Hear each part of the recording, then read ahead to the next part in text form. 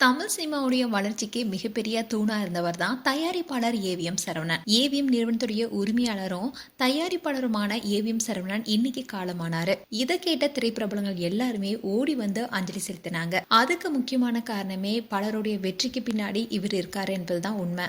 அதோட அவரை பற்றி தெரியாத பல உண்மைகள் குறித்து தான் இந்த வீடியோல பார்க்க போறோம்.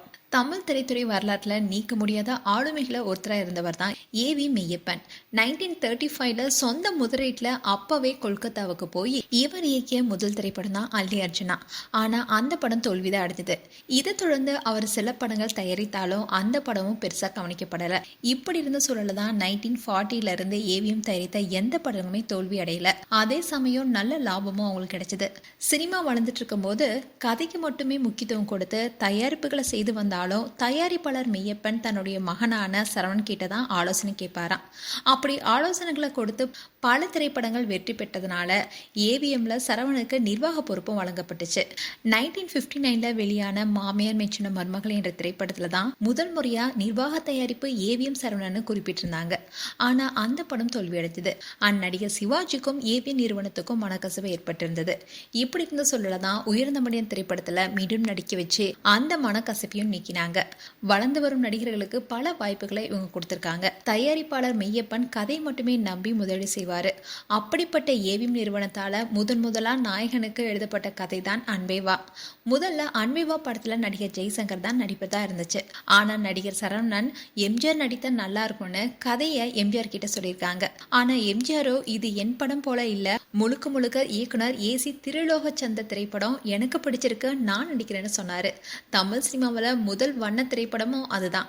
ஈஸ்ட்மன் கலர் டெக்னாலஜில வெளியான அந்த படம் தமிழ் சினிமாவுடைய அடுத்த கட்ட வளர்ச்சிக்கு பெரும் பங்கா இருந்தது. ஆனா எம்ஜிஆர் ஹீரோவா அறிமுகமான ஆண்டு 1947. கிட்டத்தட்ட 19 வருஷங்களா ஏவிஎம் நிறுவனம் எம்ஜிஆரை வச்சு எந்த திரைப்படமே தயாரிக்கல. அதுக்கான காரணம் என்னன்னா, சூப்பர் ஸ்டாராவே இருந்தாலும் கதை தான் முக்கியம் நினைக்கக்கூடியவங்க தான் ஏவிஎம் ப்ரொடக்ஷன். இன்னைக்கு அது நடக்குமானா கண்டிப்பா இல்லைன்னு தான் சொல்லணும். டைரக்டர் ஏசி திருலோகச்சந்தர் ஏவிஎம் உடன் நல்ல உறவுல இருந்திருக்காரு. இந்த கூட்டணியால நிறைய திரைப்படங்கள் உருவாக்கி வெற்றியும் பெற்றிருக்காங்க.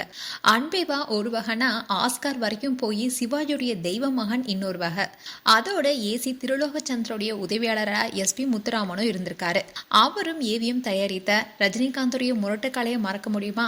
அந்த காலகட்டத்தில் அதிக செலவுல உருவான திரைப்படம். இன்னைக்கு வரைக்குமே ஏவிஎம் உடைய பிளாக் பஸ்டர் ஹிட்ல அந்த படமும் இருக்கு.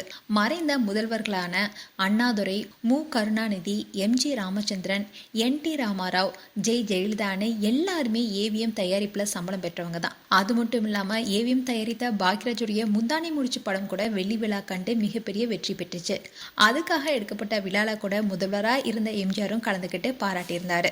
அதோட அடுத்த வருஷமே இயக்குனர் பாரதிராஜா இயக்கிய புதுமை பெண் தோல்வியடைய அவரை எம்ஜிஆரிடம் அழைத்து சென்றிருக்காரு சரவணன். நிலைமையை புரிஞ்சுக்கிட்ட எம்ஜிஆரோ இந்த படத்துக்கு தமிழகம் முழுவதுமே வரி விலக்கு செய்ய சொல்லியிருக்காரு. அப்படியேவும் நடந்திருக்கு. ஆனா ஆச்சரியமான விஷயம் என்னன்னா, சில நாள்கள தோல்வி என தெரிந்த திரைப்படத்திற்கு வரி விலக்கும் அளிக்கப்பட்டு மீண்டும் வெற்றியை நோக்கி நகர்ந்திருக்கு. இறுதியா 2014ஆம் ஆண்டு இதுவும் கடந்து போகும் என்ற திரைப்படத்தை ஏவிஎம் நிறுவனம் தயாரிச்சிருந்தாங்க. தயாரிப்பிலிருந்து கொஞ்சம் கொஞ்சமா விலகவும் ஆரம்பிச்சாங்க. இதை குறித்து சரவணன் கிட்ட கேட்டப்போ, இனி சினிமாவில் எப்போ நஷ்டங்கள் ஏற்படாத நிலைமை வருதோ அன்னைக்கு தான் ஏவிஎம் திரைப்படங்களை எடுக்கும், அதனால கொஞ்ச நாள் சும்மா இருப்போம்னு விட்டுட்டேன்னு சொல்லியிருக்காரு.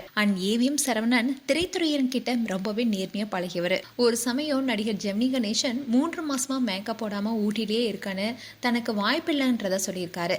உடனே சரவணன் அவருக்கென்ற படத்தை எடுத்திருக்காரு. அந்த படத்தால ஜெமினி கணேசனுக்கு 8 திரைப்படங்கள் அமைஞ்சிருக்கு. அதோட நடிகர் சிவகுமார நடிகரா அறிமுகப்படுத்தியதுடன் அவருடைய இயற்பெயரான பழனிசாமியை சிவகுமார்னு மாற்றியதும் தயாரிப்பாளர் சரவணன் தான். இந்த நன்றிக்காகவே சிவகுமாரும் அவருடைய மகன் சூர்யாவும் வந்து சேர்ந்தாங்க. பல மொழிகள்ல 66 ஆண்டு காலமா 178 திரைப்படங்களும் 50க்கும் மேற்பட்ட தொலைக்காட்சி தொடர்களையும் தயாரித்து தயாரிப்பு துறையில மிகப்பெரிய சாதனையை படிச்சிருக்காரு சரவணன். மேலும் ஏவி மெய்யப்பன் அவர்களுக்கு M Balasubramanian and M Saravanan 2 பசங்க. அதுல எம் சரவணன் தான் ஏவிஎம் நிர்வகிச்சுட்டு வந்தாரு. அவருக்கு ஒரு மகன் எம்.எஸ். குஹன், இவருக்கு 2 மகள்கள் அருணா குஹன் அண்ட் அபர்ணா குஹன். இவங்களுடைய திருமண விழாக்கு கூட பல செலிபிரிட்டிஸும் கலந்துக்கிட்டாங்க. இப்படி ஏவிஎம் சரவணன் பல படங்கள் தயாரித்திருந்தாலும் அவர் எப்பவுமே ரொம்பவே எளிமையாக காணப்பட்டார். மேலும் ஏவிஎம் சரவணன் குறித்து உங்களுடைய கருத்துக்களை கமெண்ட் செக்ஷன் சொல்லுங்க. இது போன்ற வீடியோஸை பார்க்க நியூஸ் தமிழ் கிட்ஸ் சேனலை சப்ஸ்கிரைப் பண்ணுங்க. மறக்காம நோட்டிஃபிகேஷன் பட்டனை கிளிக் பண்ணுங்க.